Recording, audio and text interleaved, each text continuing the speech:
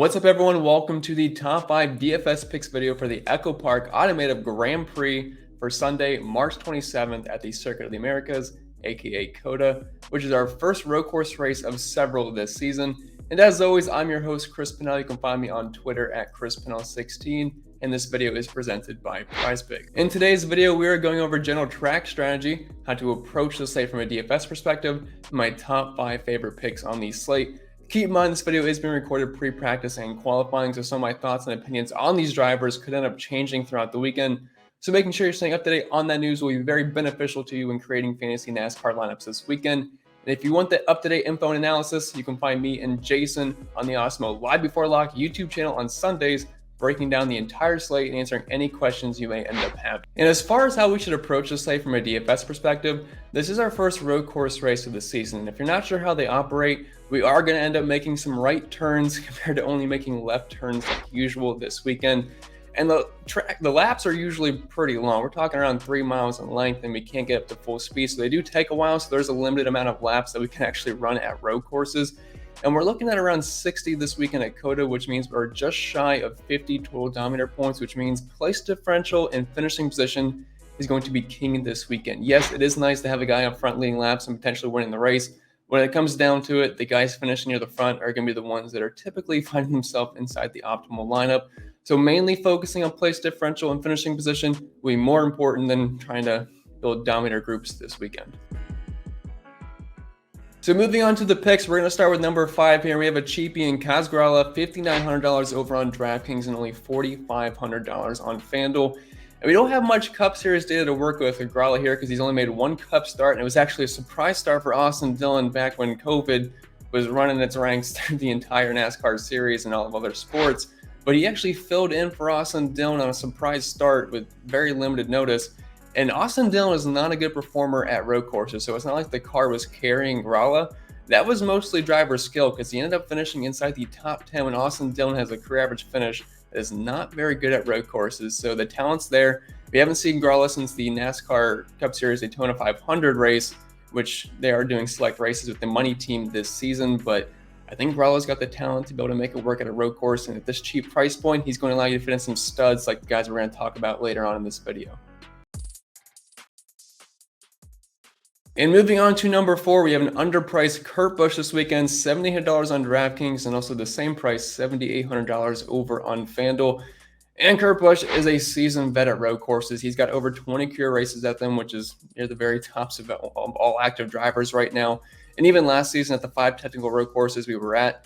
And if you don't know what I mean by technical versus just all road courses, we do run a couple of Roval races, which are kind of like hybrid road courses that we threw on at Charlotte and Daytona. But at the technical road courses last year, Kurt Busch, average running position around 12th place, average finish around 11th. He had 3 top 10s, did have 1 top 5, did have some bad luck mixed in there as well, but still is overall very, very strong in the top 5 in average DraftKings points per race at the road courses last season. And if you expand that to his career arc at road courses, the numbers are very strong, actually averaging the second most DraftKings points per race, the second best average finish behind the road course GOAT, Chase Elliott, who, surprise, surprise, you're probably going to end up seeing him later on in this video, and the third best average running position. So at this price point, I know he has changed teams this year, but at road courses, it's not really about the equipment, it's about driver talent, and Kurt Busch certainly has that at these types of tracks.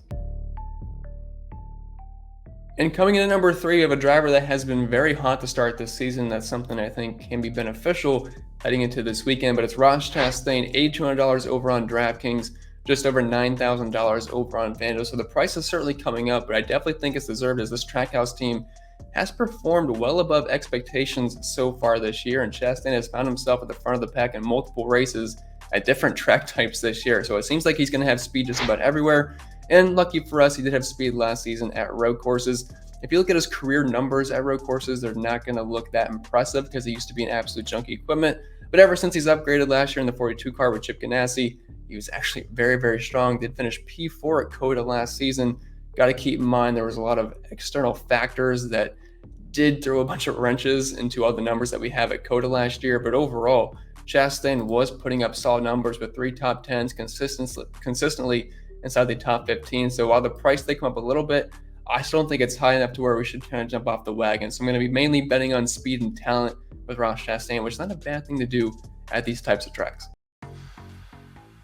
And coming in at number 2, we have the number 2 car himself, Austin Cindric, $9,500 over on DraftKings, up around 11 some thousand dollars over on FanDuel. Yes, the price they come up drastically in Austin Cindric, and you're probably wondering why this happened, because if you're looking at his Cup career numbers at road courses, yes, there is an 8th place finish, but outside of that, 32nd at Road America, 21st at Cota, but overall, he is still one of the better road course racers in the entire NASCAR series. That even dates back to his Xfinity days, which were not long ago. I didn't mean to make it sound like that, but back in the Xfinity series, Cindric was absolutely dominating road courses, has several wins with them. And the guys that are good at road courses are just going to be good at road courses. It doesn't really matter what equipment they're in, but he is in a Penske car, so that's always going to be beneficial for him.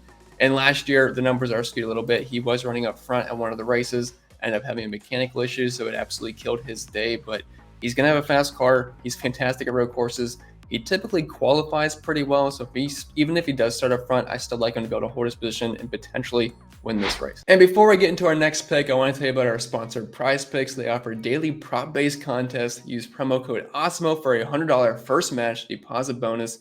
There's no sharks, optimizers, or mass entries. 5-player lineups can net up to 10 times your entry fee. Use your knowledge of multiple sports with cross-sport entries. Download in the App Store, on Google Play, or play on PrizePicks.com. Use our free player props tool to help you make the best selection and get 1 free month of Awesemo Plus Platinum when you sign up and make a deposit at PrizePicks. Or receive an email within 24 to 48 hours after to redeem your free month of Awesemo Plus Platinum.